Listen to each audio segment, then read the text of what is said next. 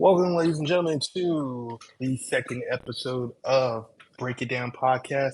I'm your host, Comeback Kid, joined by my co-host here, the phenomenal Oz. Welcome, Oz. Thank you for having me, Tony. Once again, we're going to have a wonderful episode ahead of us.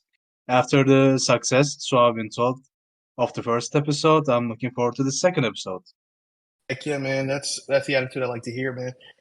We are joined for this episode by another moderator. He has one of the most successful characters in all of FWA. I want to say history, and is considered by many to be one of the top writers that the Fed has ever had. We we all love him. You know him. His name is SS Supine Snake. SS, welcome to the pod, man. Hello, hello, lads. How are we doing? How are we doing? Let's. Yeah, it's great to be on, and very nice to hear such high praise. I think you're just buttering me up before you ambush me about my promo here, but we'll see how it Yeah, goes. Yeah, yeah, thank you very that's the much for having fun. me on the show. No problem, man. It's a pleasure to have you here. I've been, I've been a fan of your work for a while. At first, it took me a little bit to get into it though, because you came into the Fed with a different style of writing that a lot of people weren't used to, because everybody was used to the traditional backstage or person saying a monologue to a screen, just edge lording up their character, dogging on the rest of the Fed. But you came in here and you actually turned it into something where we kind of have almost like novelizations of characters, and we're starting to give them a little bit more life outside of the ring, which was things something some people did, but you took it to a whole nother level and would take it into different realities and still be able to connect it back to professional wrestling, which is the whole basis of what the e-fed is. Sorry to those who don't get that, but that's what e-fedding is for wrestling, pro wrestling. So I think that was a huge thing that you did there, and I got to finally face you with one of my characters, Sean Summers, on Meltdown. What is this, 27 of this year? 27, yeah, Yeah, apparently so. Yeah, earlier this year. 27. Yeah, I think there was definitely like other people for sure doing that sort of thing. Like I remember when I came back, whenever it was in 2021 maybe or 2020. Sully was definitely writing kind of more like metaphorical pieces than like the on-screen stuff that you saw the first time I was here. Like, and definitely other people as well, you know, like TGO and those guys in Crash were writing like some abstract pieces. But like, yeah, for sure, I definitely preferred to write the off-screen stuff than the on-screen, because my earlier stuff in this second run definitely had like a lot more on-screen stuff than this one now. There was usually like a monologue section, just because that's what was expected really. But over like the first year, I just kind of like far more enjoyed writing the off-screen bits than the on-screen bits. So that was really the main driving force between that shift. But yeah, like it's good that the metrics kind of move towards that. Well, in my opinion, it's good. But like there's definitely still scope for more traditional or old school promos as well. As you see with Truth being in the main event for Back in Business. Yeah. Posted a very well, I don't want to say tradition like entirely traditional, because it's obviously very creative in its own way, but it was deliberately a traditional promo in many senses, and like obviously hanging with man's more abstract one. But yeah. Yeah. See, the way that you promo actually reminds me of someone who I've spoken of before in the Discord and many other forms of communications that we've all had. He went by the name of Steve Storm. That was his character's name, and that was one of the first people I saw who really took it outside of the whole backstage arena, just monologue thing, and kind of gave us an insight into the character's mind and where they were, and how the matches was impacting their personal lives and things of that nature. And I remember he would do that, and then he would bring it back and also remind us. Also, I can give you a verbal assault too, just in case you forgot, which I always thought was really cool. And uh, it was a refresher to see, because I really didn't get into the Fed for real until I want to say right in the middle of Sully's title reign. I think it was right after the whole Back in Business where Gabby and Cyrus Truth had their moment, but it was refreshing to see someone write similar style to someone who I held in high praise. And man, one day if I could ever find him, I'd love to see him come in here and promo against some of us because his Steve Storm character was very well written, just as much as well written as you write Michelle von Horowitz, who you've built this whole entire world with, and you've got her interacting with nephews, and she is a nephew, and I guess it's excuse my ignorance on this. How did Michelle become a nephew? I just don't see her as the fitting the mold of what nephewism is all about. Um, well, first of all, Steve Storm, good initials Steve Storm has. Not suggesting I'm an alt. That's for you to decide. But actually, I've never read Steve Storm. I don't think, but I've heard him mentioned like in like very good ways by like people like Raw and Crash, I think. Yeah, So yeah, so Michelle became a nephew. So Michelle faced Uncle for the first time at Valentine's Day 2021. They're starting their Valentine's Day tradition. It was just a random match booked by um, the mod team at that point, which I wasn't on quite yet. Um, and the whole point of my promo was that like Michelle was about to face Mike Parr, and she was teaming with Gerald Grayson at the time, but I think they're about to be split up, or that might not have happened yet. But it's actually a promo. It had your guys in it as well, Stock and Ocean, because I did like it was like a surreal thing where in like one of Michelle's dreams, she sits down with all of the champions, which is like Sully. They were the tag champions at the time. right. Um, Grayson, I think, was the ex-champion. I can't remember who the North American champion is, but the whole point was Uncle Jay was there, but like he was out of place. Like he didn't belong there. Like he didn't belong in the match against MVH. He should have been focusing on Par. Um, so like the start of the relationship was MVH entirely dismissing him and taking a lot of the same viewpoints that a lot of people take on Uncle when they first see him. You know, like that. What even is he like? What is he actually an alien? Like, what is this even meant to be? Um, but then over time, like they interacted more through Gerald, who was recruited to the nephews first, and the the way it's been explained in a few promos now, including this last recent one in quite a lot of detail on Back in Business, is that like all of Michelle's promos up to that point have generally been her like just mooching around the earth, like traveling to like different, often far-flung places, like looking for something that she's not entirely sure what it is, but she thinks like if she looks hard enough and goes far enough, she'll be able to find it. And then there's this guy who's like, he has the key to the universe and he's gonna open all these doors for her and like show her all these things and give her the stars essentially, which nobody's ever done for her on Earth and like in this drab like meek planet. Mhm. And yeah, so she just kind of gets wrapped up and enamored by Uncle. Um, and yeah, it was Lights Out 2021, I think, where the first like nephew adventure happened, where she's kidnapped by the nephews after Snowman Tashi actually. She tries to sneak into his dojo in Japan, gets thrown out, then wakes up on the nephews' ship, and they've like kidnapped her, basically, like taken her up on an adventure, and then like yeah, there Was that the she's. promo for?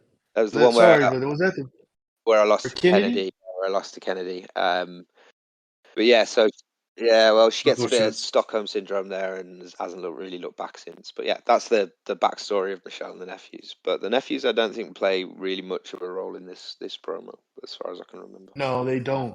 They don't. Let me bring you back to that, Michelle, Chris Kennedy. You regret that promo? No, I really enjoyed writing it. Like, yeah, I thought it was really fun promo.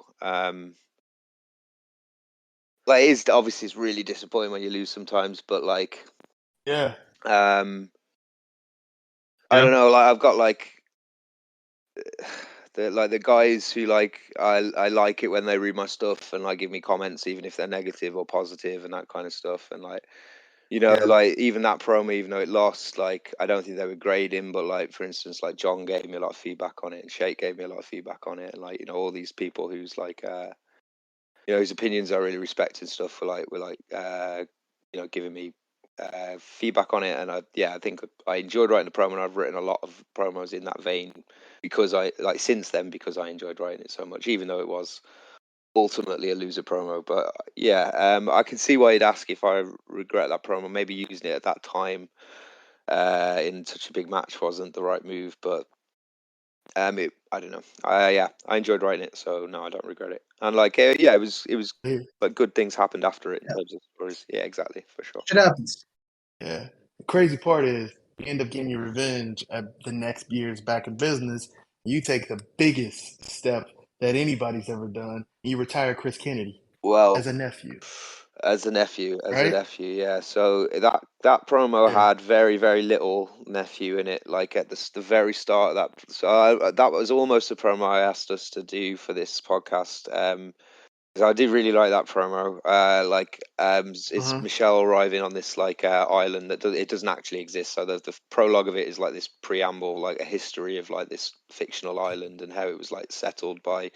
I can't remember exactly what it was, but it was like this cowardly Dutch general who fled rather than died, from like the east coast, east coast of America, and like at the same time these nuns who were they were protecting like freed slaves or something. They um, like set sail from a French part of Canada or whatever, and like they all converge on this island. So it was like really weird culture on this island, and like Quiet drops Michelle Uh-huh. off there at the start, and then it's her on this island, and like it's like very much like influenced, but not like it's not a homage to like the Old Man in the Sea or Moby Dick, but it's definitely like influenced by them, like in terms of the themes and stuff, like with Kennedy being Michelle's White Whale in many ways. That was the title of the promo as well. So yeah, I really like that promo. That was really good, and it's always really cool Yeah. to work with Jiggy. Jiggy's like a super cool dude and an amazing writer. So yeah, yeah. Yeah. Dude's a talented writer. I was so prepared. I was so prepared to actually go and read that Moby Dick promo for this podcast. So I was kind of surprised when we switched to the Sean Me Sommers too. promo, but now that I read this, yeah, I think we're going to enjoy like dissect this promo and Yeah, what it For means and sure. and such. like I Yeah. thought it would also be relevant because CBK's here as well. I do really like this promo, this one that we're going to talk about. I don't think it's like up there with like my best ones. It's not quite like like top tier. For a few reasons, just because like it's not as clean. Like I didn't have quite as much time to proof it and stuff like that. And some of the maybe we'll get to this. We'll get to this. Yeah, I guess we'll get to It's this in the unique. discussion. Yeah, I was gonna say, Yeah, damn, don't I'll hurt let my you. feelings too No, early no, into no. the podcast. Sorry. No, I joke, man. But what I really wanted to say was, One word, one word I would use for this promo is that yeah, it's yes, unique. yes, it's very unique, and I think that's a theme that I think goes throughout all of SS's writing. When you say Oz, is that like it's you do some unique scenes that I'm always trying to figure out. It's like what I think of when I watch Tarantino films. How what in that brain made you think of X, Y, and Z? Because he's a talented director, writer, and then I read some of when I get the chance to read your work, I'm always just like, this guy is talented. And then I have to remember, I go back and remember, SS is a reader. Because you like to read books, right? Yeah. I don't read as much now as I used to and would like to. I don't just because of work and stuff, Hmm. Like but yeah, like I definitely like in my youth and like early young manhood read like a lot. Like it was my main hobby, I guess. And I still read a fair Yeah. bit. Like I'm still always reading a book, but like yeah, I don't quite get to like 20, 30, 40 books a year like I did like back in the day, sort of thing. So yeah, but yeah, I do love to read. Like I like to read about writing, like reading different authors about writing and stuff. But yeah, for sure, like I think reading is definitely the thing that most helps anyone's writing. Just like seeing how other authors like approach things, how they approach language, how there's not like one set way of doing things. Like different, equally great writers will approach things in completely different ways. And I love talking about like books as well. Like the person I speak to most from the FWA is Djo, is John. And yeah, that's most of what we talk about is like what we're reading at the moment or what we're writing at the moment and that kind of stuff. And I think talking about like your work and what you're enjoying to read or write is good for developing as a writer as well. Yeah. Sure. Now, here's a question that I'm going to pose to both of you. I'm going to start with Oz. Oz, when you're crafting a promo, what do you think it makes an effective promo or RP, however you want to call it? What makes an effective promo to you? I think the most important thing is message. What's the general idea behind, like, what is the message you want to convey to the audience? What is the meaning of your words in the end? What should the reader take away from it? For example, like give me an example of some of my random promos, and I'll try to So remember Scott like Pilgrim, what I was trying to say there. SS, you so the one who Scott reads Pilgrim, everything. like just to name an obvious one. So yeah, the Scott Pilgrim one was important because my idea was that you remember, like Nova came back, Yeah, and his whole deal was that I wanted to win the world championship. But like he didn't give like a specific reason for it, a concrete reason for why he wanted to win the world championship. He just said that like he had a promise to himself. And Scott Pilgrim reveals that like he doesn't want to win the world championship because it's the world championship, like it's the pinnacle of greatness, but like it's achievement. He just wants it for the achievement. Like he doesn't want to be this brand and stuff. He, like I said, he just wants the achievement. He wants his name to be there, and he wants to tell himself that his name is on the record books, that he has achieved that, and that's what the end of the promo conveys with the Cyrus Truth bit. Maybe one day I will dissect it on the spot, but yeah, I think I talked too much Nah, about my promo. you're good, I man. agree. So yeah, You're that's good. what That's what we're here for.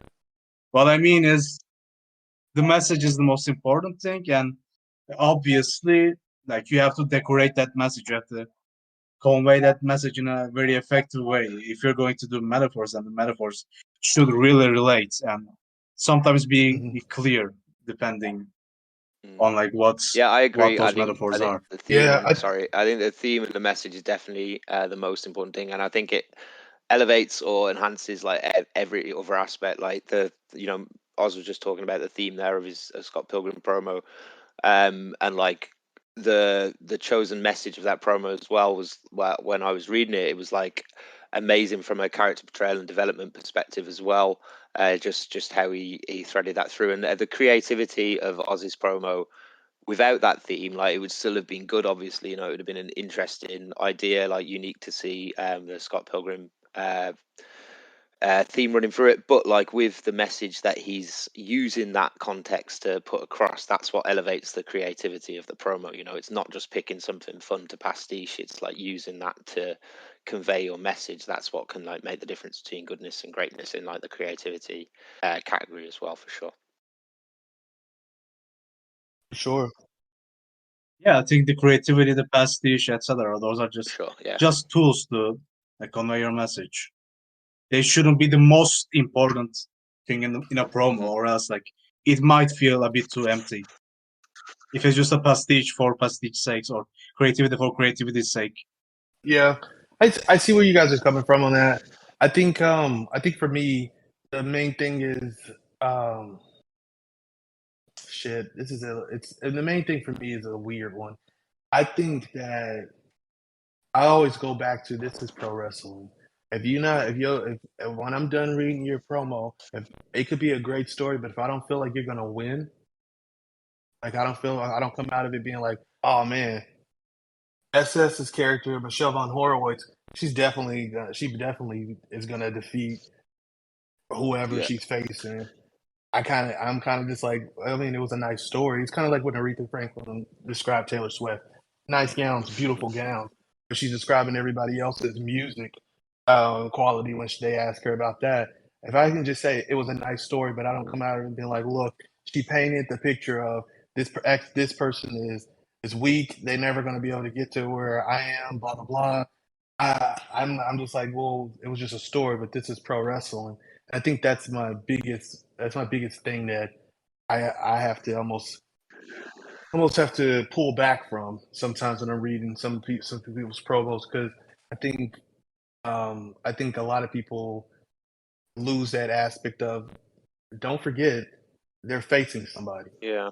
And I know that is a piece of the grading criteria of hey, are you addressing your opponent in the match in some type of way, whether it be creative or not? That's why in my promos, if your character is being portrayed as someone in there, your character is almost never going to be portrayed, in my opinion, as an equal to Sean Mm. Summers. I'm always going to make your character look as though they're beneath him because why would I make your character any bigger than my character? Then I'm already painting the picture that you're better. The story could be all great and it could be good and beautiful, but at the end of the day, if Sean Summers comes out of that story looking like a chump, like you can't beat this person, and I didn't do my job as a e-fetter. Yeah. But that's just my opinion I on it. sort of agree, and I definitely think it's important to address the opponent in some way, even if so I think deliberately actually in that White Whale promo because I was getting a lot of flack for not addressing my opponent. So in the Back in Business one against Kennedy, I deliberately didn't mention Kennedy by name at all in the whole promo. But obviously the whole thing is about him, but Kennedy's not mentioned in the promo or. And nobody brought Mhm. up the fact that Kennedy wasn't mentioned because like it is clearly about Kennedy all the way through. Opponent focus is really important, but I don't think it's necessarily like vital to show your guy as stronger or more likely to win in the match. Like I think it can be like an approach to take that that your character's doubtful or that they don't think that they can win, but they're going to try anyway, sort of thing. Like I Mhm. think there are more than one ways to more than one way to approach it. And it depends on where your character is at that time and like what their character is in general. Like for instance, if like a character like Trixie is approaching the match against I don't know, Snowman Tashi or something, and she's coming in like I'm like presenting herself as like the obvious winner, like it just wouldn't be believable or realistic or in character for me. You know what I mean? Right. Whereas with Summers, like I've completely Yeah. agree. If like, well, I guess there would be, uh, you know, instances where Summers approaching a match with doubts I could believe, but I think you're right. Most of the time, Summers needs to be projecting that confidence for him to be in character. So yeah, I do think it can depend on the character, but opponent focus is certainly important. In the quality of character, quality of content category. Now I want to bring you back because you brought up you. Oh, go ahead. I think I Are you think sure? oh yeah, you can do that. I think you just need to like convey that what your character feels about in that situation where they're in this match or the circumstances that this match has created Mhm. or the circumstances why they're in this match. And you need to like even if you have to metaphorize it or like directly say it, you need to like put your character in that situation and like convey convey their feelings about it Hmm. and their feelings about their opponent or like their feelings about a Sure. possible scenario of victory or maybe even defeat. Yeah, opponent focus doesn't need to be Right. like directly. Yeah, so I Yeah, I mostly think agree it. with what this says. It Yeah. just needs to be No, no, convey the no. You're message like good. I You're previously said. good I'm because sorry. I agree with y'all. I agree that it's like you don't need to necessarily because, like you said, that's why I was going to take it back. You made a good point when you say, "Hey, a character like Trixie would be so out of character. It would be out of character for her to be just like come in here and be like, I'm going to beat Sean Summers. He's X, Y, and Z, and I'm Z, Y, and W or Yeah. whatnot. It just wouldn't make sense to do that. But I think the problem I think the problem that I see sometimes is if you come in if I'm reading your promo and I leave it and I'm just kind of just like okay then why should you beat your opponent besides you told a better story or anything like that. That's where I'm always just kind of just like, you got to give me something, whether it be through metaphors as to like, the challenge that they've overcome is, is metaphorically their opponent or something. You got to give me something because I can't leave your promo thinking, oh well, good story, but like John Summers is gonna kill them, and they're not even prepared for it, something like that. But that's how I always view it, and that's my crutch. I mean, not my crutch, but my I guess weakness as a reader is in a wrestling fed is I'm always viewing it from that instance. Like, man, if I come out of it and I'm not confident that your character is either ready for this challenge or is going to overcome this challenge that they're up against. I don't. Yeah.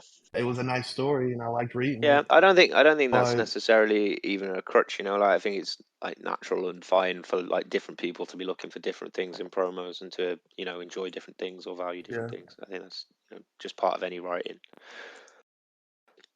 right. Thank God I'm not a mod because you guys be screwed. I'd be out here overanalyzing shit and fucking up the grades. But speaking of, as a mod SS, so you kind of, if you can go back and remember around Meltdown 27, because we're about to get into the actual meat of the actual podcast. I know I said that in the beginning of the first one, and then we ended up taking about a whole hour talking just about random stuff and CC and all that. But what I want to know is, can you take us back? Where was Michelle at this time? Jeez. It's March of 2023. Okay, let me see what the previous promo was.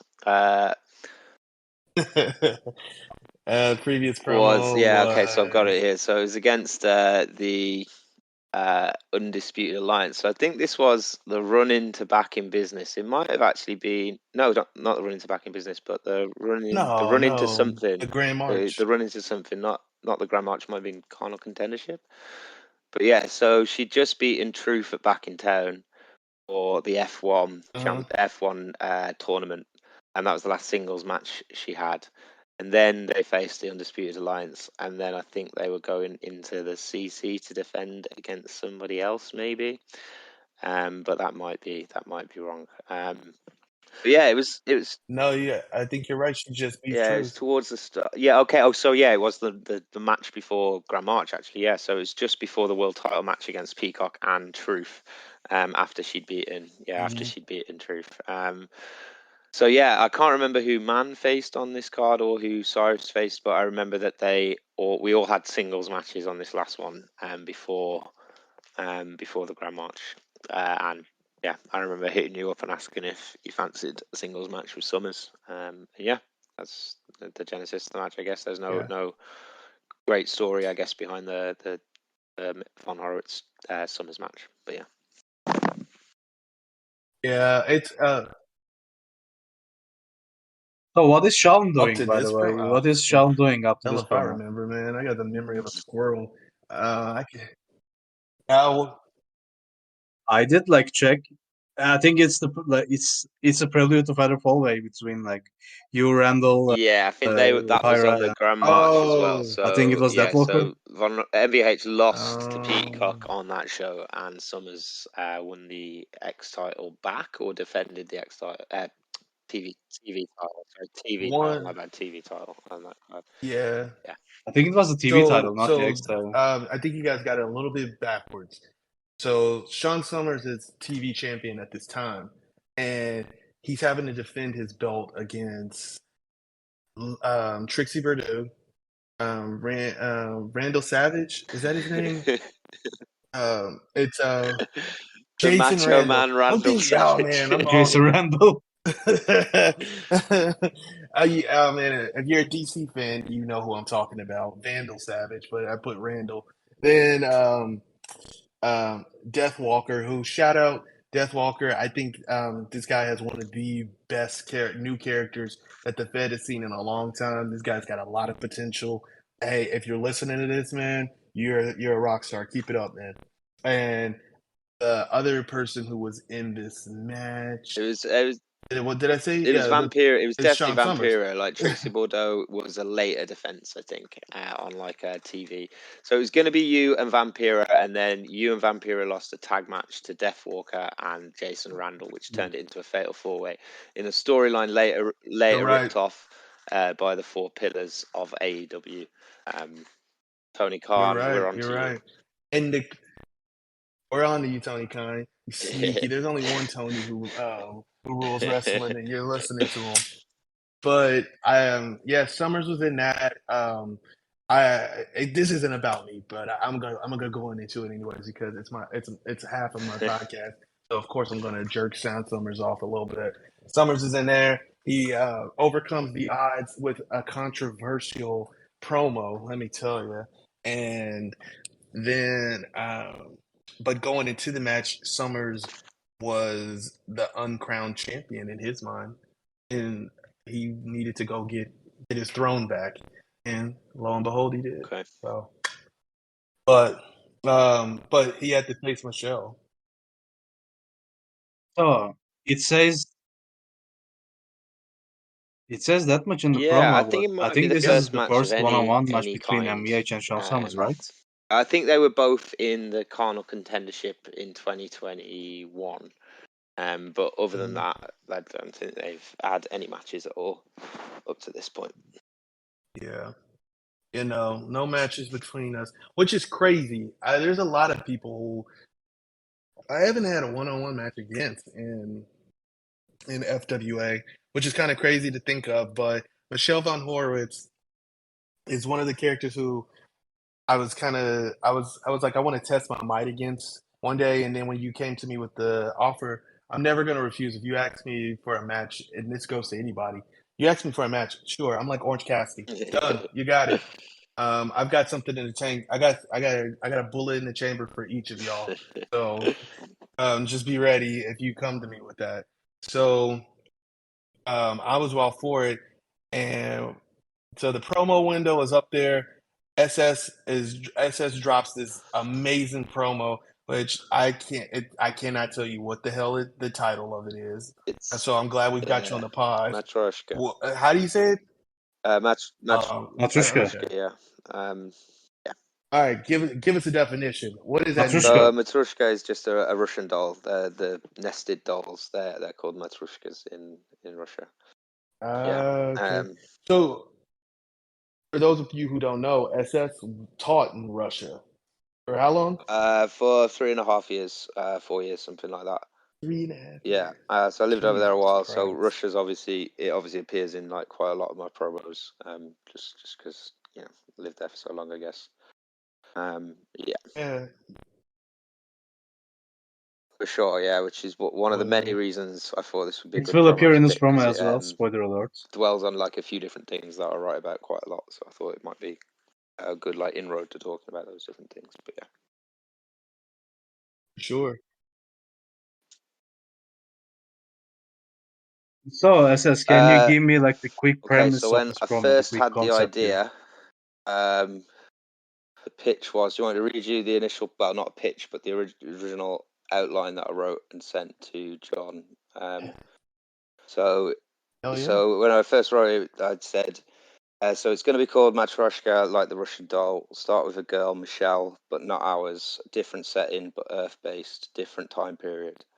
She notices she's wearing the same outfit as her Russian doll. It'll be episodic, with each section being a different Michelle looking at a different dressed doll. Each section will end with the previous Michelle removing the outer layer of a doll to reveal the next doll and the next Michelle. Each section will have a title of male role, or a role that could be male that is filled with a male here, like father, friend, brother, boss, colleague, etc. Each one will have summers like qualities, be it prejudicial, violent, sexually violent, ruthless, ambitious, cutthroat, etc. The story will just be Michelle interacting with this guy who's always called Sean. Last chapter is entitled Opponent, and will be in-ring promo from actual Michelle and actual Sean, bringing it together, tying the themes of the promo together. Mainly that Summers is a replication of billions of males that went before him. So that was the original, like in a nutshell, I guess, idea behind the promo. When I first read this promo for this podcast, I thought they were supposed to be Michelle von Horowitz and Sean Summers, not just like different people named Michelle and Sean. So that's why I took a But they are absolutely Michelle von Horowitz and Sean Summers. Yeah, but in different periods. So it's not actually like those characters, but it's them put into Hmm. the role that could be inhabited by similar people. Yeah. all right, all right. Like some of my Yeah. notes state that like some of the notes I took say that why is Michelle acting like this in this situation? That's not like her. That's so that's why I wanted to. Yeah, so obviously I'm placing her in different countries, different decades, and that kind of stuff. So it's meant to be how Michelle would be if she'd gone through that upbringing in that culture. For instance, in the first section with the father, if she'd had this downtrodden relationship with a father figure over 30 years, how would that have affected the Michelle that is on our screens? If Michelle had grown up in France instead of, in Russia, or instead of the Netherlands, for instance, how would that have affected her? If Michelle had grown up in the 60s in like a male-dominated society, how would that have affected her? She does definitely act differently in different ones. But yeah, Almost based on her environment, yeah, for sure. Yeah, like that. Yeah, definitely. yeah. Before we jump into this, because again, I said that earlier, but here we are. I got one last question before we break it down. Sure. You write a female character.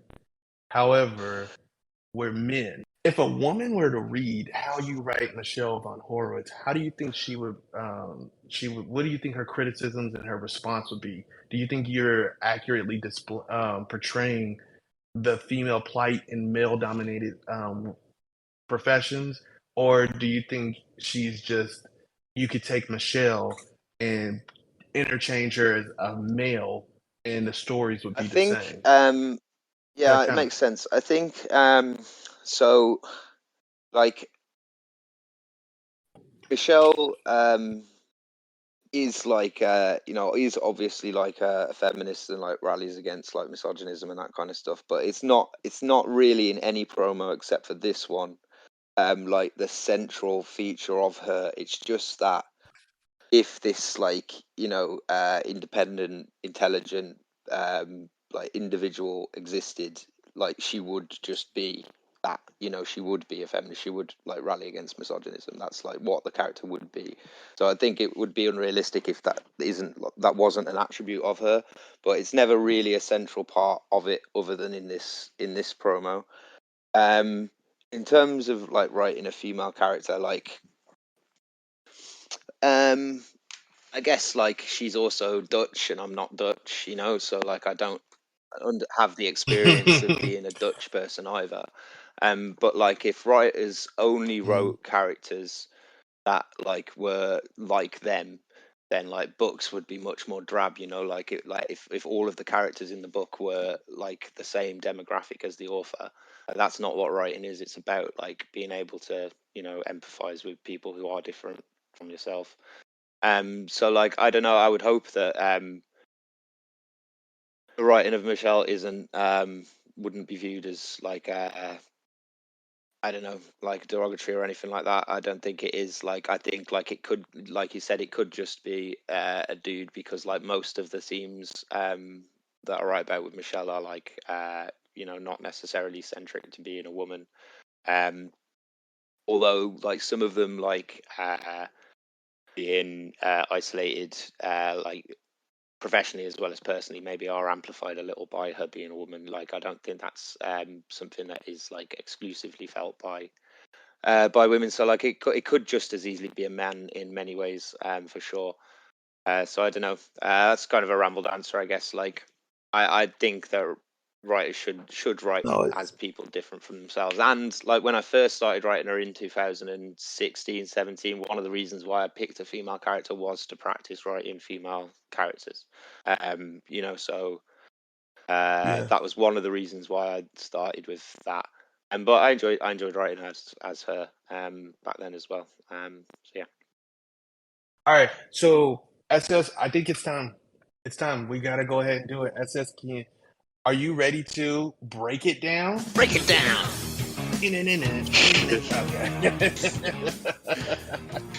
Okay. All right. So SS. Na, na, na, na, na, na, na, na, Oh na, na, na. God. We're breaking it down. We're not Break storming the the walls Capitol. Come down. on, Oz. All right. So this is the promo. Michelle Von Horwood. Uh huh. All right. So SS, walk us through it. Get us through this beginning part. So Yeah, father. so originally I was planning 6 sections and I only went with 5 in the end, but it was always going to start with father. Um, I think maybe this one is perhaps the weakest section of the promo, but I'm not entirely sure. I think so. Like the idea, well, so she's like a downtrodden daughter who's going to visit her father for dinner, like she has done on the weekly for however long, like a creature of habit. There's stuff to like date us in that time period. The father's more interested in his sports game, is like Mhm. dismissive, is flippant, obviously, sexist undertones to the whole scene. He has this spat with his new Japanese wife, says some derogatory things to her, a bit of foreshadowing there for what would happen, in the coming weeks with the feud that Sean Summers was in. And then like he's essentially just Oh, shit. very dismissive of her, like asking her if she's still teaching grade school, and she responds that she's a professor at the university. Like say she teaches women's studies, which again he's very dismissive of. So yeah, this one obviously just plays into a cliched bad father, with a lot of the same like elements and features that Sean Summers has, just dialed up a lot, in a dismissive kind of in his dismissive attitude towards Michelle. Because although Summers and this, I think this is addressed in the 5th part, although Summers and Michelle haven't interacted directly, that they've like kind of interacted indirectly from afar with like comments that Summers has made, very dismissive of like Michelle and women in wrestling in general, I think. So yeah, so that was kind of what this section was leaning into, as well as just a general bad family relationship, which is something that Michelle's had, even if not exactly of. One, I never picked up on the fact that Sean Summers' wife in this scene was a Japanese female, which foreshadows between his relationship with Vampira Yeah, or Vampira, however you say the name. Um, and so I think that's gold and he's and that's why I'm sorry. glad we're doing a podcast like this So he's because I also a would have little never little picked up bit on within that. a bit there. So Go he's ahead. the reason for his hatred is like that he's a veteran of like World War II, dating back to like dealing with them, which was meant to be a little Right. nod to the Bastard promo of like Sean Summers in World War II. Yeah, so that was meant to be kind of like a little nod to that. But yeah. Yeah. That's crazy. I would have never picked up on that. I just thought that and it sounds terrible. I watched this TV show and they said a lot of racist white men will end up getting with a woman of Asian descent because Yeah, they think that yeah. they're submissive. And and that was where I originally went with it. That was like, ah, shit, Sean Summers, the racist, and he says all this terrible shit, and then Yeah, look well, at him, he that like goes yeah, home, the and hypocrisy of it is definitely meant to he be a thing as well. And like yeah, it's like death of the author, isn't it? Like your interpretation of it becomes the meaning. Like mhm. Wow, man, Oz, what were your thoughts? So I noted down a few things about it. The first of all, there is this small section where Michelle is in the taxi and the driver is a yeah, Pittsburgh fan, and there is a game going on between. And Cleveland is one of those teams, and I think they might be rivals. I'm not too sure about that. But the thing is, the all the Pittsburgh fans are rooting for like Cleveland's downfall. And there's one section that talks about how like Pittsburgh fans couldn't be successful that season, so they're just praying on downfall of a more successful franchise. And the thing about the MVH is like I know it's not that genuine, but like a lot of people maybe jokingly like talk about how they want Michelle to lose all the time, including me. Was that you think a reference to Yeah, that? absolutely, definitely. Yeah, there's lots of stuff like that, like of in like promos of people hoping for Michelle's downfall or like secretly working towards it. There's certainly a lot of paranoia in the question in the character, and I guess in me a little bit as a handler. But yeah. Cool. So another thing is that in one bit, Sean Summers, the father, is watching a blender commercial, and which I found it very interesting because that small detail will come up a few more times in this promo. Yes, Let me check my notes to see if I have another thing going on. I think there is a blender in every section, but there might not be. But I think there is a blender in every section. It's just meant to like I don't think it's every section. I like the first few. maybe it's missing from one or two, but it was definitely meant to be in every section. But it's in there Yeah, at least 3 or 4 times for sure. yeah. I counted three, I think. Okay, but yeah. So yeah, So my go on. hmm. so my overall thoughts are like I didn't think it was the weakest part, and I thought it reflected time period very well, and I loved the small details about the Sean Summers war veteran persona here. But I found it to be like a successful part, and I like that Michelle likes Heineken even here. Yeah. So the Heineken stuff as well. So in the film Blue Velvet, there's a scene where one of the characters, the David Lynch film Blue Velvet, there's a scene where one of the characters sings "In Dreams" by Roy Orbison, which is where I first heard the song. The main character in that film drinks Heineken in the scene, and in the whole film, sorry. And in that scene, the antagonist drinks Pabst Blue Ribbon, and like they have an argument about it. So Sean drinks Pabst Blue Ribbon here, which is a little homage to David Lynch's Blue Velvet as a minor detail. Is Heineken why Michelle is Dutch? No, so independently she was Dutch, and that's always been my like lager of choice, Heineken. A lot of what she like drinks and smokes is what I drank and smoked in 2017, which I actually meant reference in the Back in Business promo. There's a little bit of a scene at the end where she has a conversation with a guy who's appeared a couple of times in her promos, including the Carnal Contendership one when she won. I had like a lengthy, like semi-meta, semi-comprehensible conversation with him like throughout that promo. But he appears again, and he's meant to be a sort of representation of the writer, and he like says in it, like she offers him a swig of Jameson's, and he's like, "Oh, I've lost the taste for it, but I used to like it back in 2017," which is like a reference to that, the fact that a lot of the things that she consumes is like what I used to enjoy back then. So it was independent, but then it married up obviously that she was Dutch and Heineken Oh was my Dutch. gosh. Damn. I'm like legitimately like I'm like happy as hell that we're talking about this because wow. These small little things, man. I swear to God, you're so talented. I you guys don't realize it. So I was in SS's inbox when he posted it after I read this promo, and I say this metaphorically. I was in there sucking his dick about how great this fucking promo was. I probably got on his last nerves because I was just like geeking about it in his inbox, and then I was just like, ah man, let me leave this guy alone because I know he's doing shit, but like I was hyped because it's so good, and then hearing you talk about it, I'm geeking up even more, man.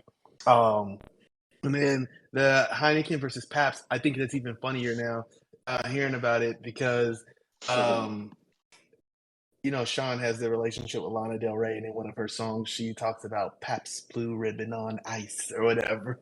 So, No, I did not know yeah, that. That is a yeah, coincidence. There you yeah. go. So we finding out shit, yeah, but like, yeah. So even Lana Del Rey gets a little shout out in here.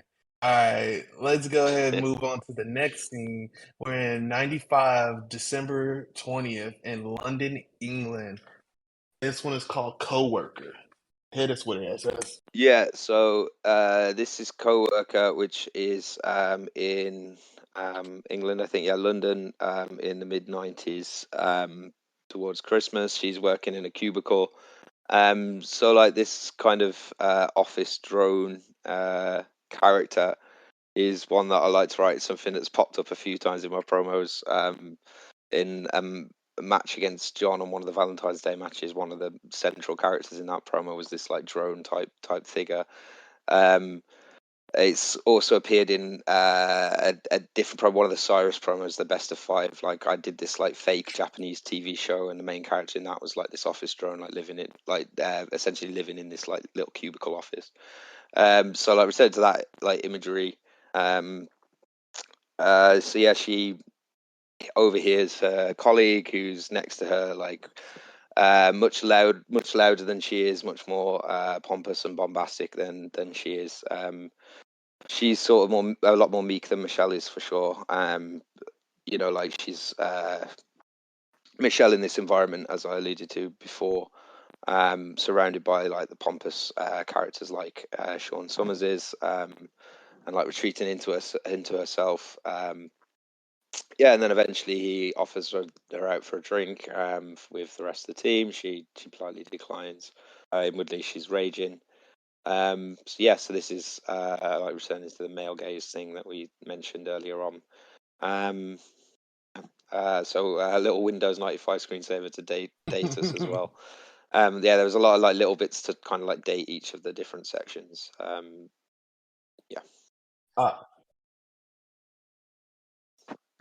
I did check the days for the Windows 95 release, and it matches up. If it didn't, I was so ready to shit on it I here mean, on the I'm very podcast. careful with continuity. I was for the Moot promos. Like, it's a pet peeve. Yeah. Yep. There's So, CBK, what are your thoughts on this coworker part? Yeah, I thought you portrayed him as sleaze very well. I didn't like him. Did not like this character at all. You said that you thought the first one was the weakest. I thought this one was though. Um, Yeah, I can see that argument. Yeah, like sleaze was meant to be like the biggest like attribute of Sean that's like presented in this one, because like sleaze is definitely in Michelle's promos as well, and like there's times where she's like drawn in by the sleaze as well, I've as seen like that. comes out in like a later part of this promo and in a lot of other promos as Yeah, well. So she has this like weird relationship with like she's like very antipathetic towards this sort of attitude, but also like sort of a little bit excited by it as well. yeah, But yeah, yeah. That was. I didn't like. I actually was like really like this one was the one that kind of almost made me uncomfortable, which is good because I was just like, oh man, this guy would definitely be in HR today, but still in your typical fashion, it was still very well written.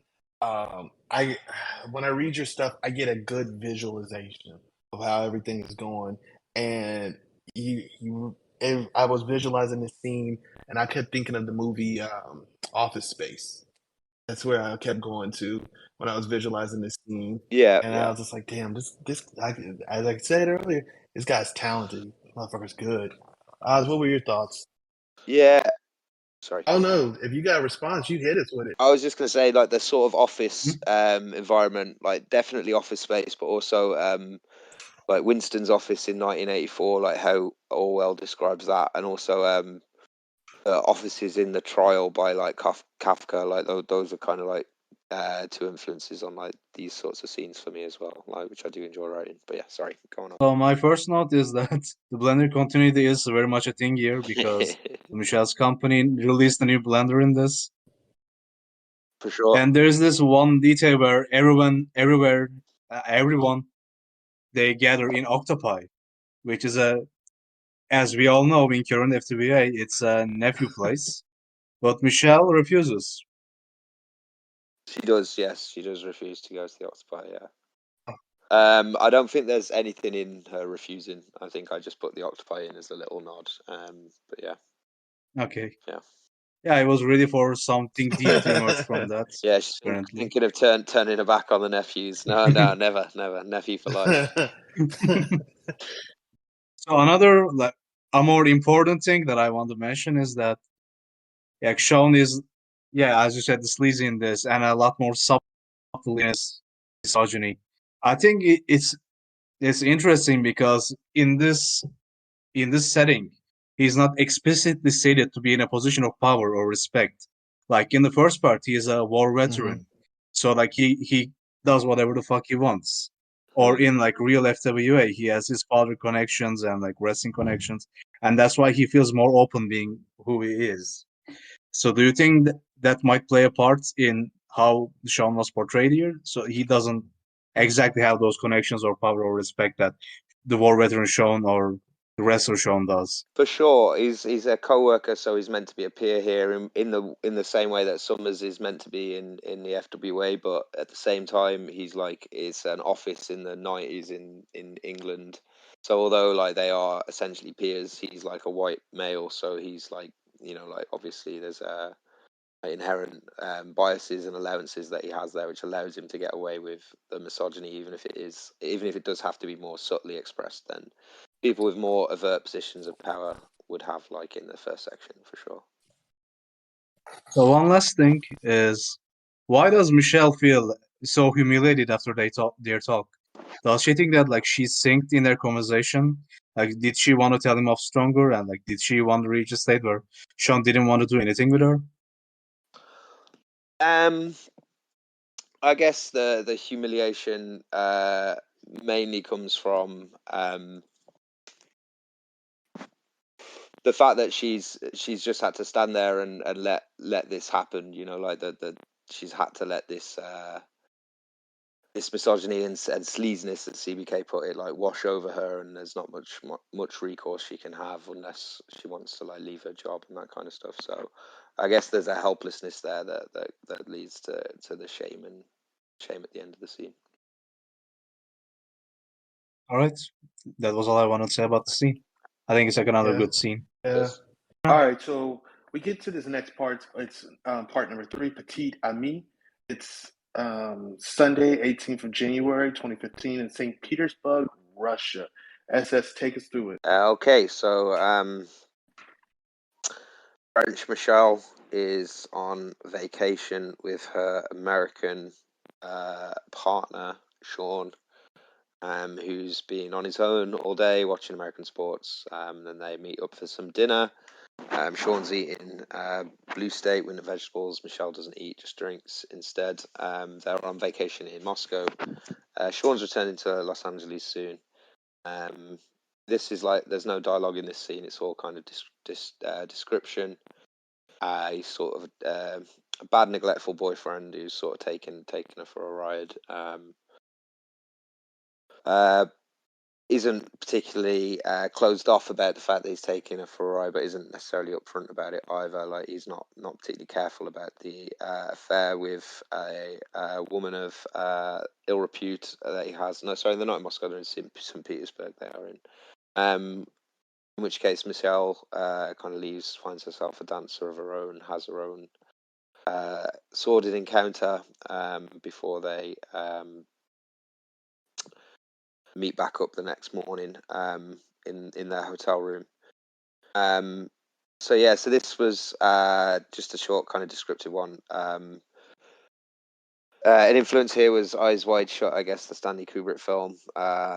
Similar kind of plot progression as that with her, wanting her revenge, but actually going through with it, which doesn't happen in that film. And yeah, there's Sean Summers' character. There's Sean character here. Sorry, is meant to be a kind of like a superior kind of self-satisfied character who's confident in his own ability to deceive, even if his deceptions are ultimately, quite transparent to Michelle and the others around him. So yeah, that's the general thrust of this part. So Antonio, what did you think about section 3, Petit Ami? I thought so when reading this section, I love a good description. Like that's one of my favorite things. If you can draw me in with the description, you really do a good job. And I thought that SS did a great job with that. One of my biggest things noted that I noticed about Sean was to me in this section, it seemed like he was almost like eating. It was almost like kind of like whatever about Michelle. She wasn't really a priority to his. He wasn't taking her as serious as he was, and Yeah, absolutely. That's meant to tie in again to the kind of flippant attitude that he's had to her, even from afar. Like mhm. yeah, for sure. It's definitely meant to play into that. And then the other thing that I noticed, which is sometimes kind of a theme, a reoccurring theme that I see, Michelle can pull. She can pull a dude. She can pull a female. She ain't afraid to, and it always gets a laugh out of me because I feel like not a lot of people portray their character as being able to pick up somebody or hook up with somebody. And I'm always just like, is no one in wrestling fucking besides Michelle? And I get Sean Summers did it, and surprisingly in Montreal. But yeah, it's always one of my biggest things. I love seeing it because it adds a human aspect to it. I was just like, Michelle fucks, and I Yeah, think that's definitely. cool. Like I think that aspect of the character goes back to my love of like Charles Bukowski, the writer, back when I was like in my early 20s. Like he's like a scumbag. Scumbag literature is what they used to call what he wrote. It was always about like these complete scumbag characters who hung around in dive bars and like just fucked all the time and drank and went to like horse races and that kind of stuff. And I used to like really love like his books. Is So he? all of these, sorry, go on. Oh no, I was with it. I'm sorry, man. I think I want to say my friend recently told me, was telling me about this author, and they may be two different ones. It was like some book where they were like on a plane, and like the wife hates the husband, and the husband hates her or whatever. Does that sound familiar at all? Yeah, well, that could definitely be this guy. There's a book where in most of his books, the main character is like a fictionalized version of himself, and he's always like flying out to um like book readings and stuff like in like some of the books, and like goes with like female characters and stuff. So that could easily be him for sure. Oh, Um, he got an angry hand job in this book, that sounds like it's Bukowski for sure. and my But friend like, there's described it definitely. that. Yeah, he Go on. described it. He was like, "Yo, man, like, they this author is always right. It's like you're reading this book and there's gonna be an explicit sex scene in there." And I was just like, "What? I need to read this author." Yeah, Bukowski's good. So like a lot of the scumbag elements, like the dive bars, the motels, like a lot of these like hookup scenes and stuff, um, for sure, like related to him, but also like like you say, experiences and stuff like the bit here where it's like for most of the night Michelle stood next to the bar near a station where balloons were filled with nitrous for a few hundred rubles, and like the cage dancer is there, like that's based on like an actual night out in St. Petersburg where they had like those those balloons and stuff, like so it's all What? like there's a lot like yeah, like it was mad, like it was these like seedy alleys, and then like there was just those like just like seedy bars where like they just fill them up behind the bar, like for like 100 rubles or whatever, which is like a pound, like in England, which obviously you'd never get in England. You wouldn't really expect it to get it in like the second city of Russia or whatever. But like Hmm. like a lot of the dive bars and stuff they describe are like places I've been to and that kind of stuff, which I hope like lends like the description a bit of like authenticity, at least, for sure. Hell yeah. Yeah. Oz, what's your take? So I thought this has the closest metaphors out of all the parts here. So that's what. So the eyes wide Okay. shut comparison make a lot of sense now Yeah. because of how close the metaphors are. So the Blender continuity goes on. It's the last time Okay. it will appear in this promo, sadly. And the other thing, like I want to focus on, is like the dancer girl, Summer. Like obviously, it has to relate to some aspect of Sean Summers because, like, you named her Summer. Like, what aspect do you think it she Um. relates to? I think like both Summers and the dancer are like exhibitionists in some way. Like they're both like in jobs where they draw attention to themselves, and that's something that they're good at. And like as I mentioned earlier, Michelle is like drawn to that, and has been drawn to that with like people like Kennedy in the past, even if it's like, well, he has been as obnoxious as Summers in certain phases of his career for sure. So yeah, so she is like drawn towards characters like Summers, even if outwardly they're people that she despises. So in this scene and in the next one, there's a lot of like the fact that even though Summers kind of repulses her in many ways, like there are certain aspects of his character that like she does like almost respect, which she does talk about in the 5th scene as well, the direct on camera part. So yeah, so I guess that's what she's meant to represent. Repulsed by him, but still wants to fuck him. That's a theme throughout the whole Yeah. entire FWA. You all hate him. Still want to hit you. I kid. That is the one thing that ties everyone's character together. You're right. Everyone wants to fuck Sean That Summers. Exactly. That is the human condition that we've all been trying to write about. What else you got, Oz? Oh yeah, the last thing is like a more sillier metaphor, maybe. Like the first time Michelle sees a Summer is like she's dancing in a cage, and like she also dances for Michelle out of a cage. Is that supposed to mean anything deeper?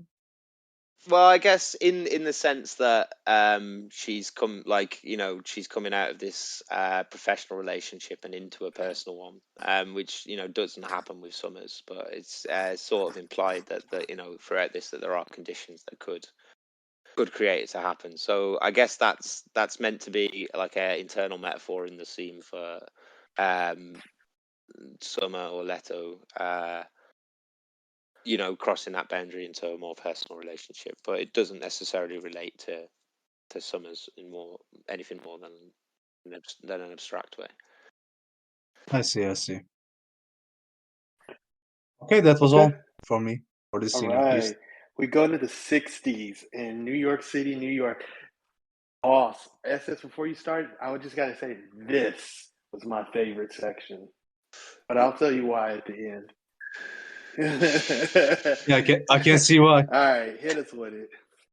Right, so yeah, this was definitely a fun section to write. Like originally before I had the Matryoshka idea, it was like there were kind of like two separate ideas that I had for it. Like I was thinking about going like all out on like a promo like this in this setting, similar to the Spanish Civil War one or the Western one, like in a historical kind of setting. In this one, and I also had the separate idea of doing like a nested story promo, which is what this is. The Matryoshka one is the nested story one. So eventually, I decided like this sort of fit anyway as one of the nested stories within the Matryoshka promo. So we start off. She's again wearing the same outfit as a Russian doll. She goes to work. She's working in an advertising firm, so it's like obviously like a Mad Men kind of vibe here. Pastiche in many ways.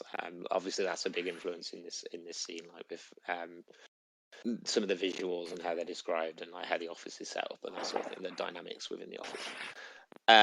So she's Summers' secretary in this one. So again, he has that position of authority over her, which in the FWA he doesn't necessarily have, other than the fact that again he's a dude and he perceives that he has that authority over her in that regard, or he's stated that he has previously. But she's here taking a call from Trevor Ocean, who is again has a very stereotypical 60s male attitude. And then we have him coming back, Summers coming back, and there's this kind of relationship developing here between him and Michelle. It's the Christmas party tonight in the secretary's kind of room. All of the female characters in the FWA are talking about what presents they got for their male counterparts. Belle has Kennedy. Didn't know she was meant to. Belle has Kennedy and got him cufflinks.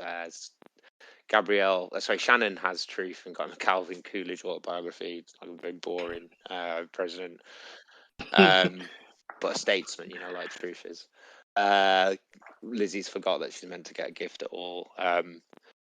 There's meant to be little threads here, like this. Like when I was thinking about doing this as a full promo, I kind of distilled like a lot of different elements that I was going to have that into this, which didn't necessarily fit within the Matryoshka thing as a whole. Like this is definitely the longest scene and the most fleshed out scene. because it's got Hmm. more elements in from around the FWA, because it's got all those different female characters and the male characters that they're closest to, and because at the party you've got a lot of stuff that relates to the forthcoming world title triple threat match as well. You've got Peacock from Accounts, who's always sticking his nose where it doesn't belong, trying to involve himself in as much as he possibly can around the office, like Chris Peacock does in the FWA. Whereas Cyrus Truth is like, skirting around the perimeters of the party, looking very well-to-do and looking down on all proceedings and wondering why it isn't going exactly how he wants it to go, whilst not really ever getting involved to do anything about it himself. So that, it's definitely meant to be more from the FWA in this one. Then at the end, we see Summers has let a couple of people go from, 3 people go from the television department, of which he's the head, referencing him. I think he is the television champion at this point. I think he won it back before this 4-way, but I might be wrong. But I thought that was the case. Yeah. Yeah. So he's let the Yeah, new he did. He girl did. go, which is reference to Vampire, and then obviously Mr. Walker and Mr. Randall, obviously, they are. So away from the party, they have this sort of moment where again Michelle is drawn in by the charisma of Sean Summers and some of those attributes about him, his confidence that she finds exciting in many ways. And then she sort of almost gives in to these kind of indulgences, but eventually draws away, or he draws away, I think, at the end of it. Sorry, but yeah, stands up, leaves her, and then she leaves the scene. So that's the end of that scene. So yeah, this was meant to be the most kind of obviously. In the other 3, Summers and Michelle have a very antagonistic role, where in this one it's almost Michelle has a quite a subservient role to a deferential role, probably a better word, towards Summers' deferential relationship. So that's partly to do with the setting, and again reimagining Michelle within an early 60s in New York City environment and that kind of industry as well. The industry picked because obviously wrestling is also a male dominated industry, so it's meant to have certain parallels to that. So that's kind of the main idea behind this penultimate section of the. So, Tony, I feel like you will have a lot to say about this one. So, what are your thoughts? Yeah. So hitting you with it straight up, I'm a huge fan of Mad Men. One of my favorite shows. If you've seen Sean Summers' Office that I showed when he did the whole scene with Tommy, where he put out his whole challenge. Um, Sean's office is Don Draper's office, As it is here, and yeah, of course, continuity. And the thing about, I love the way that they wrote the Don Draper character, because no matter how much I wanted to like Don Draper, he's not a likable person. He's not a good person. Terrible. And no matter how you view Sean Summers, every time you walk away from the promo, you always walk away thinking he's not a good person. And I almost felt that when I was reading it, I thought, is SS drawing that parallel too?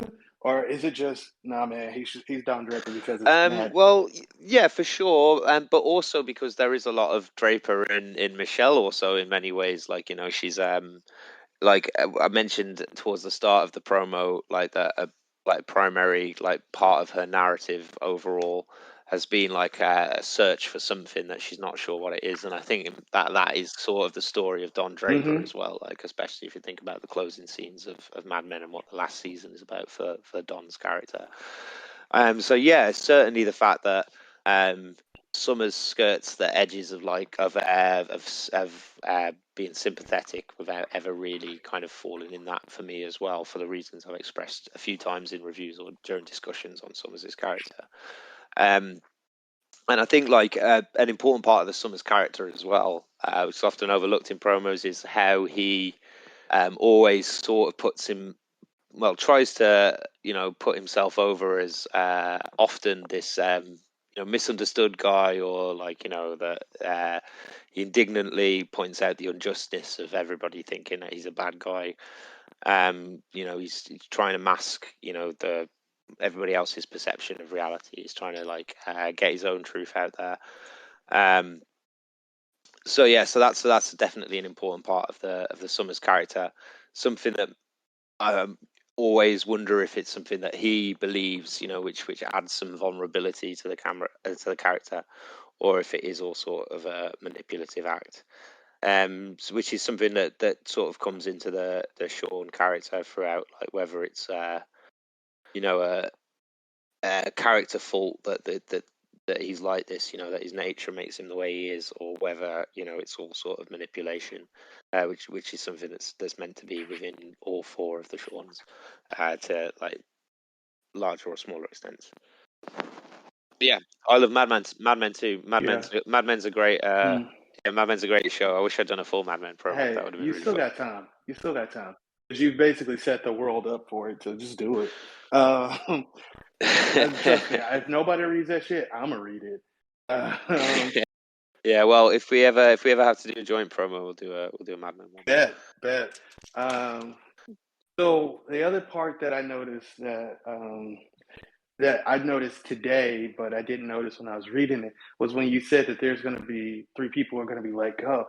I love that you were still that you how I love how much you followed the Sean Summers character to realize, oh, he's got 3 people who he's going up against, and he's got to get rid of them so that he can stay in the TV department because he's the head of it or whatever. But he's making cuts, and it's those small little details that I think are just to really showcase almost how much you care about the Fed and just how much you pay attention, because I don't see that often in a lot of promos where it's like those small bits of continuity from the Fed and some of their other things that they're dealing with. It's always just straightforward.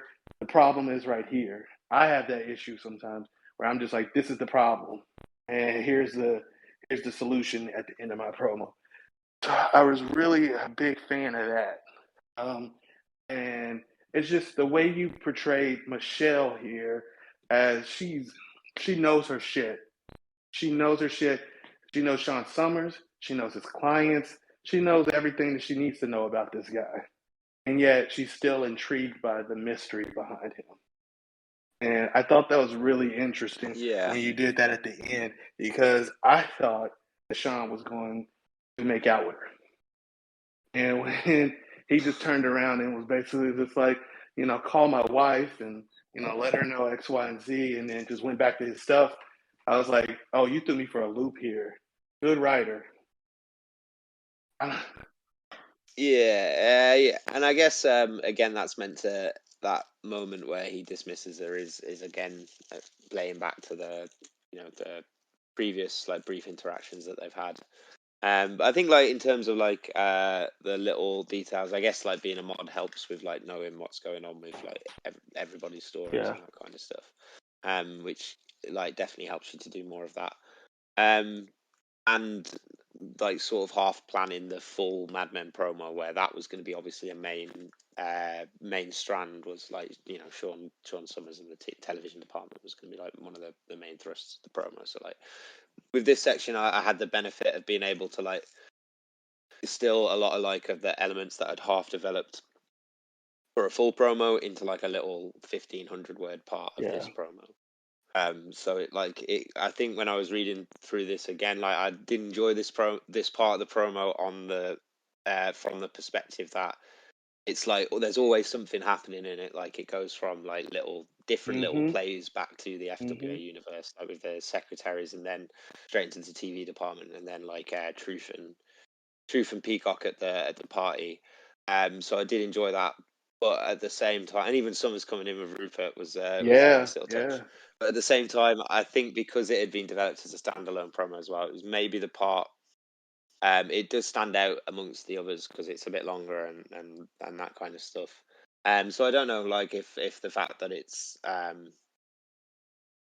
I don't know if it stands out in the right way necessarily amongst the rest of the promo, or if it does feel like its own thing. But I think it does fit enough with the theme It of the does. promo. It does fit that Yeah. theme.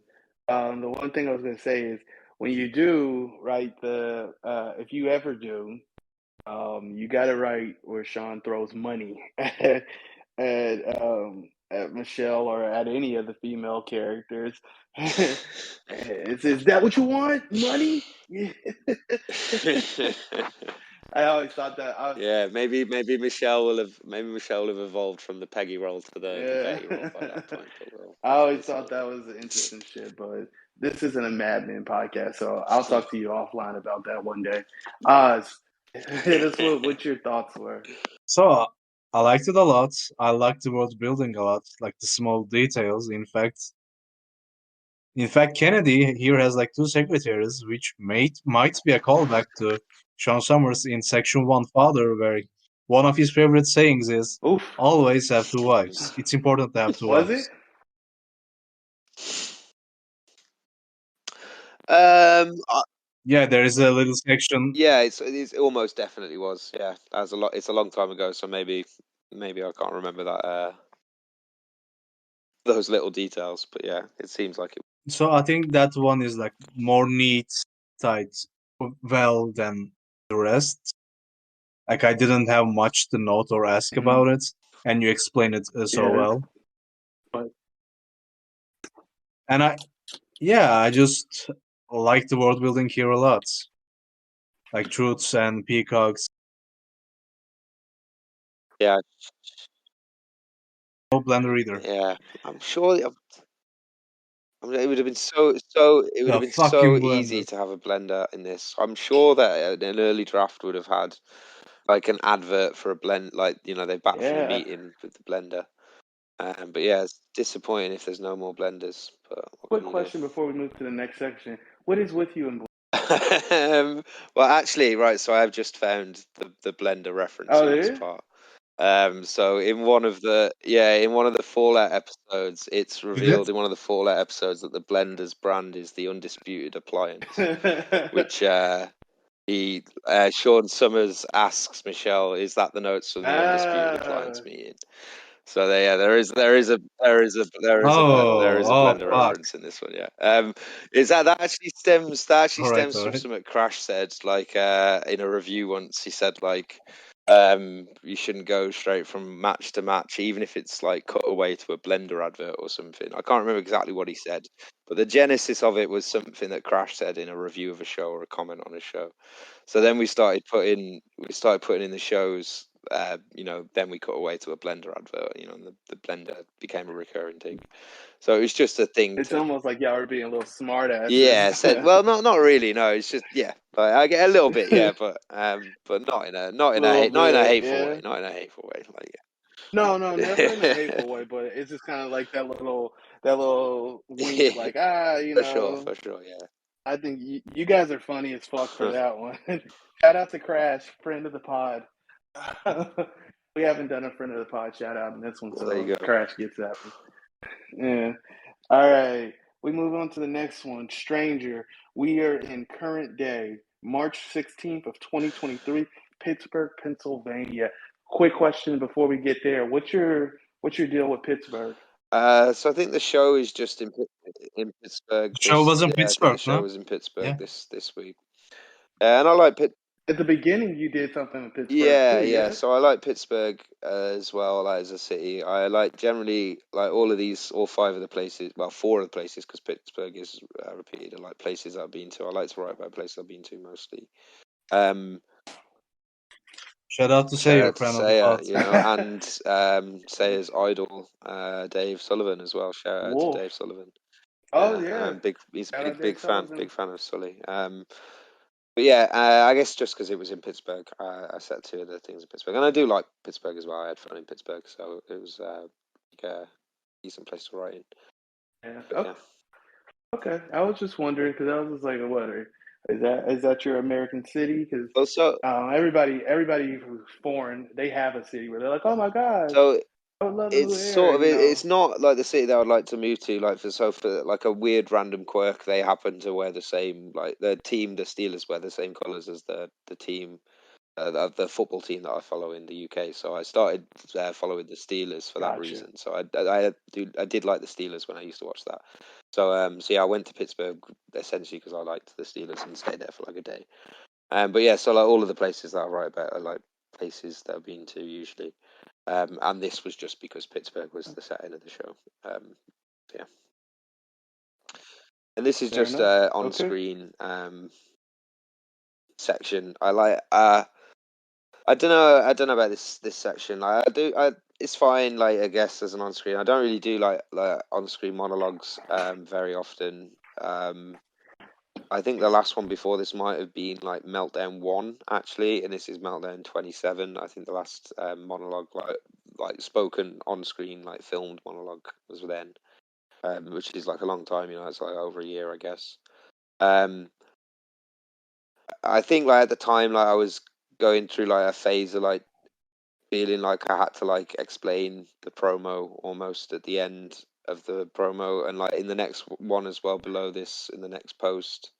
Um, it sort of starts with Uncle. Then the next promo, which is the world title one, starts with Uncle sort of explaining the context of the promo rather than going just straight into it, which was fun in itself. And I think that the same is true here. This is like a fun monologue. There's some like nice bits in it, like nice turns of phrase and stuff. Mm-hmm.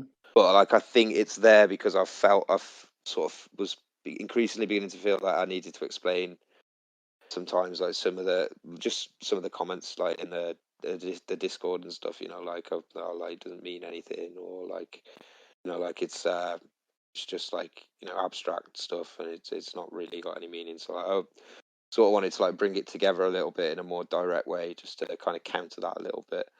Is Um, that a comment that gets thrown out towards you, or just in general? I think in general, but I think I think yeah, definitely to me. And I'm not saying that that's even a wrong criticism like Right, many right. ways. You know, like if like if it does seem to like like a large number of people um that it has no meaning, then like you know maybe it should be a little bit clearer.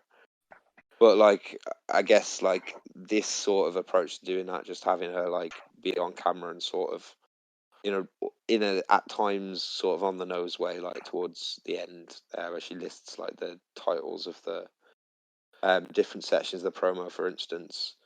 Um, I don't know if that necessarily worked. I don't think it well, I don't think it did work like for um explaining the promo. I think I like definitely want to develop like retaining a lot of the subtlety and sort of mystery of the writing.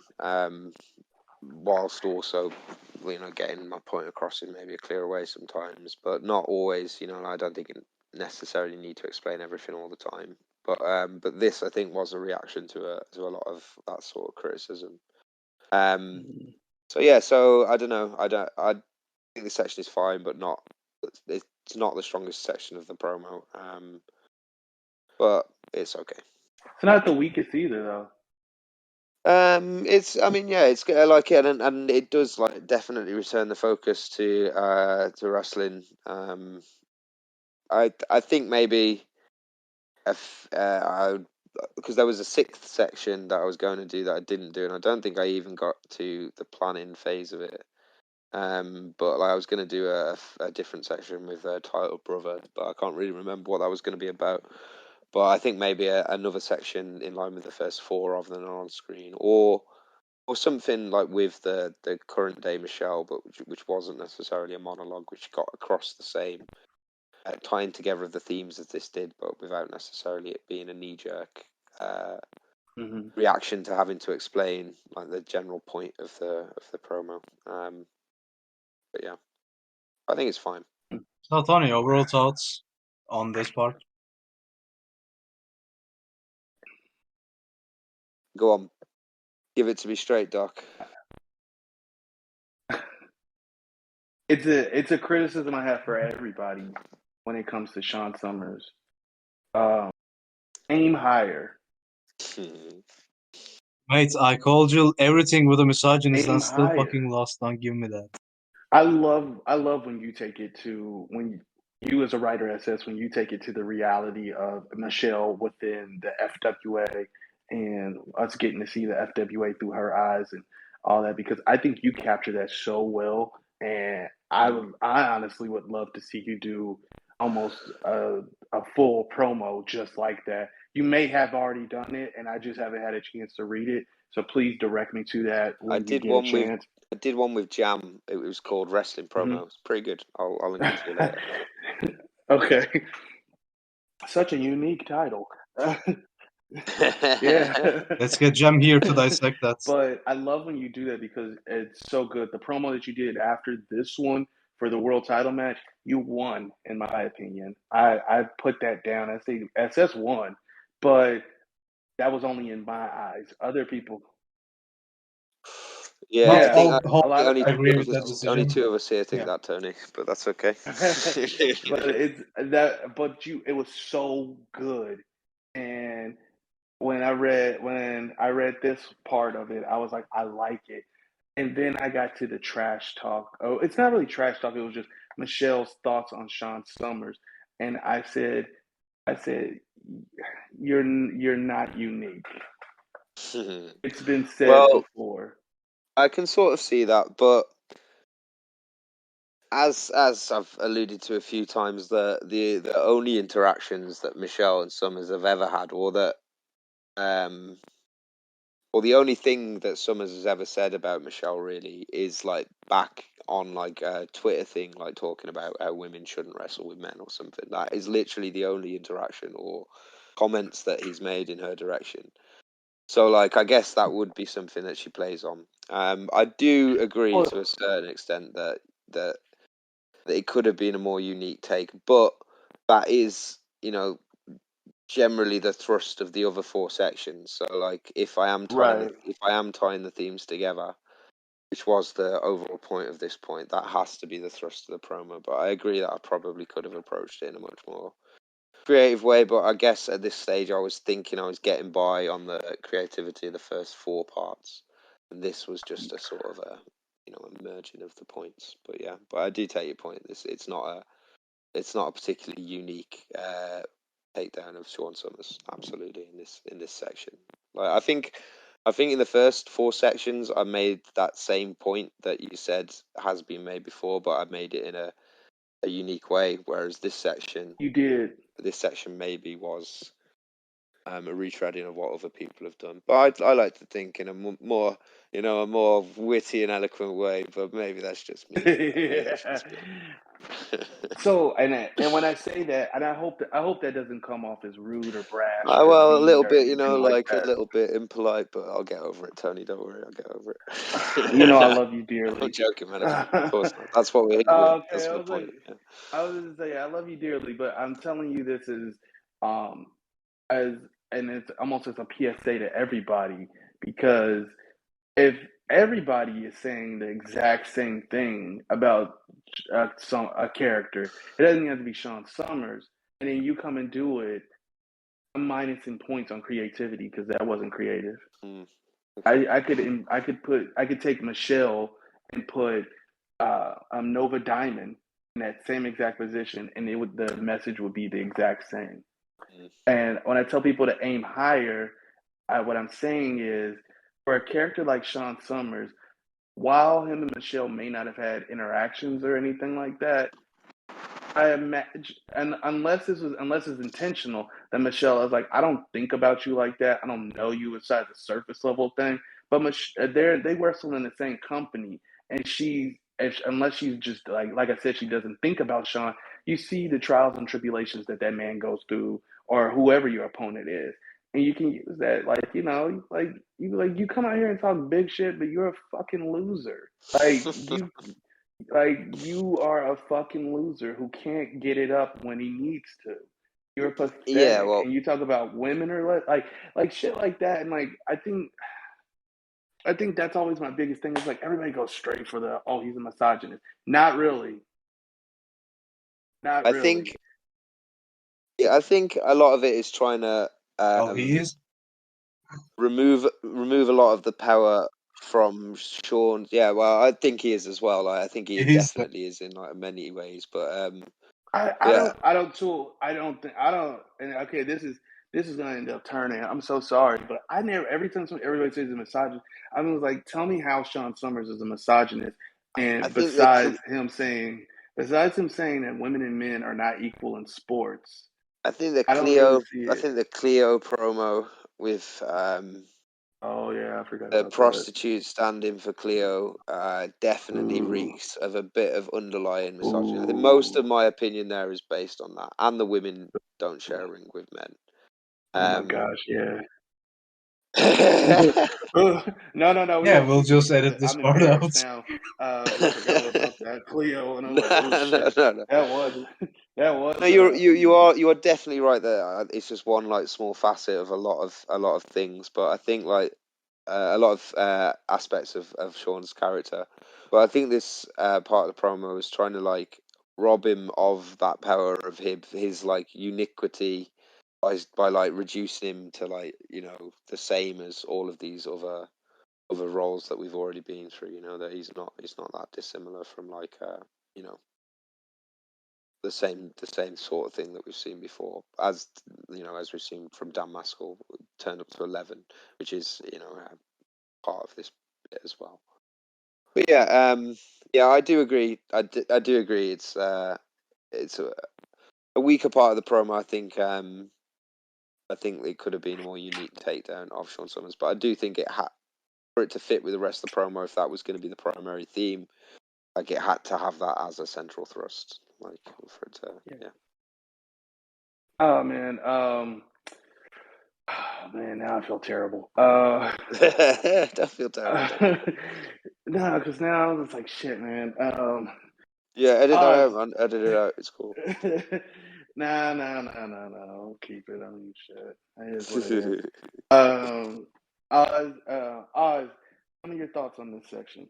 So I think this is supposed to be the part, like as I said, that is expected to wrap the things up and make the idea and the message of this promo more clearer for like simpletons like you and me. And on that aspect, I don't think there is like much to dissect here. I think you said everything about what it need to be said about like Sean Summers and how he's taken down here. PSA, if you're going to against Sean Summers, you actually don't need a like unique approach. You just need pretty graphics. I know from Nah. experience. Well, that's what I had, man. My matryoshkas were on point. I thought my little Russian dolls. They So were. I liked them. cheers, cheers. That's why you won. It all comes down to that. It all comes down to that. So I think like one last question, like what's yeah, it's kind of explains it in the last bit, but like let's hear it like definitely here. What is the big idea of this promo? Um, that Sean Summers, for all his cutting edge, skirting towards the edge of acceptability and decency, is just the same as a billion others that came before him. He's no different from um, the sorts of people that Michelle's already had to deal with in every aspect of her life for the last 33 years. That Sean Summers isn't special. All I right. guess that's the point There it is. of the promo in the fifth section. In Michelle's I think eyes. that's the title. In I think Michelle's that's the eyes. title of this episode. Special. Obviously, in my eyes, Sean Summers is very special, but in Michelle's eyes, Sean Summers isn't special. Thank you so much. All right. Well, we've broken it down, SS.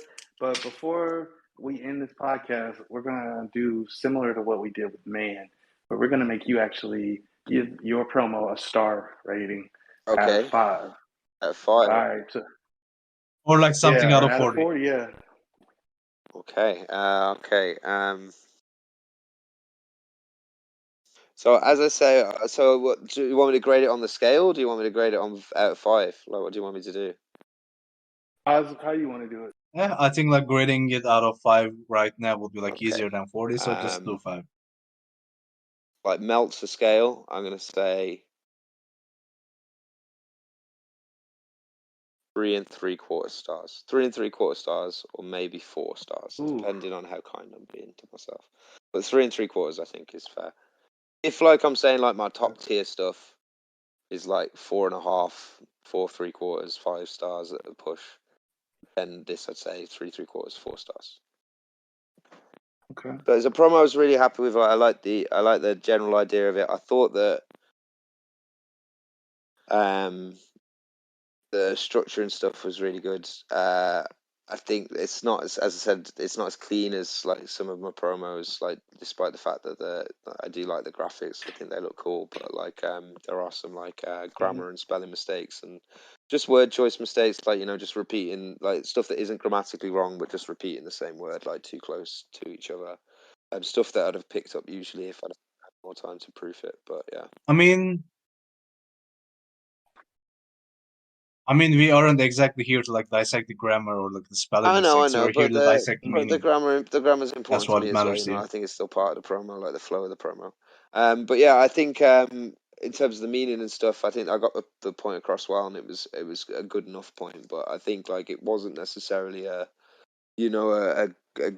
hugely groundbreaking point, like or anything like revolutionary in terms of ideas or anything like that. Or necessarily unique to Michelle's character beyond the fact that she's a woman. Like, I think, like, in terms of character work and stuff, I've done better in other promos. Even if this is like I think, a unique approach to looking at Michelle's character in terms of like looking at different facets of it through the different sections. I think, like, in terms of character development and like looking at individual kind of components of who she is. I think there's definitely other promos that are better. So I do like this promo a lot, but yeah, I'd say 3 3/4. No, I'll say 4 stars. I'll be kind to myself. 4 stars. Yeah. Stars. Okay. Oz, what you rating it? I think 4 is perfect. Yeah. Yeah. I agree. 4 stars.